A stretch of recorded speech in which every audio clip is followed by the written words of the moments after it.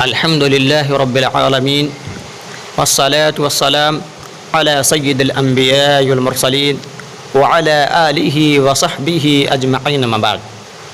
محترم سامعین، اسلامی بھائیوں، آج کے درس میں ایک اہم ٹاپک لے کر حاضر ہوا۔ محترم سامعین، کیا بے نمازی کی قربانی قبول کی جائے گی نہیں؟ محترم سامعین، ایک انسان ہوتا ہے جو کہ نہ تو روزہ رکھتا ہے اور نہ ہی نماز وغیرہ پڑھتا ہے۔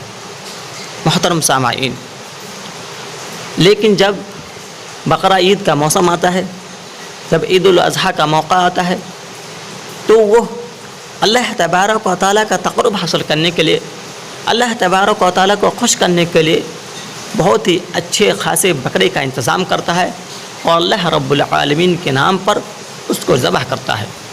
محترم سامعین، تو ایسے شخص کے بارے میں اللہ تبارک و تعالیٰ قرآن مجید کے اندر کیا فرماتا ہے؟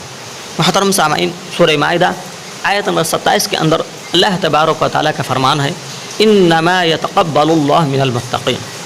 اللہ تبارک و تعالیٰ ڈرنے والوں کے عملوں کو قبول کرتا ہے۔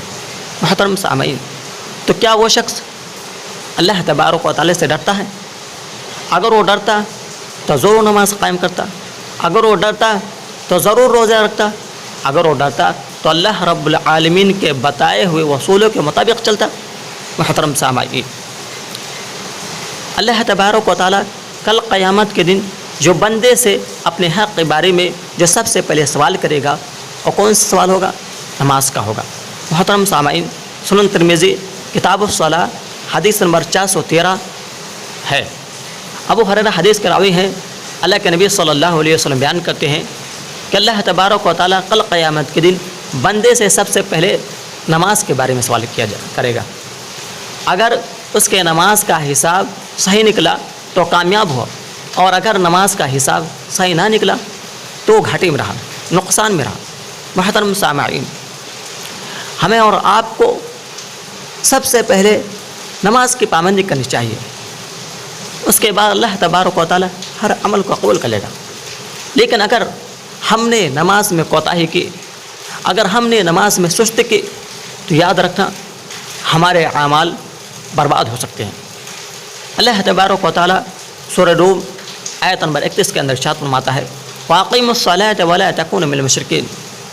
نماز قائم کرو اور مشرکوں میں سے نہ ہو جاؤ۔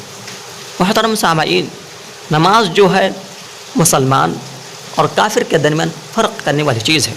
اللہ کے رسول صلی اللہ علیہ وسلم نے فرمایا، بیننا وبین الکفر ترک الصلاۃ۔ ہمارے درمیان یعنی اسلام کے درمیان کفر کے درمیان فرق کرنے والی چیز نماز ہے۔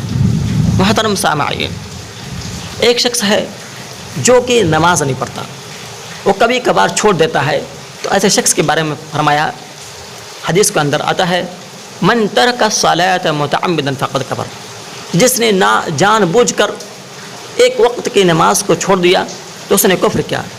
لیکن جو شخص عید سے لے کر بقرہ عید تک یا بقرہ عید سے لے کر عید الفطر تک نماز چھوڑتا رہتا، کیا ایسے شخص کے اوپر لازم ہوتا ہے کہ اس نے صرف کفر کیا؟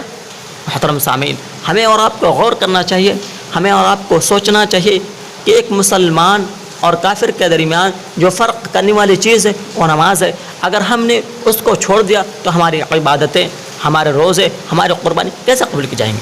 محترم سامعین، ہمیں اور آپ کو سب سے پہلے نماز کی پابندی کرنی چاہیے اور اس کے بعد قربانی کرنی چاہیے۔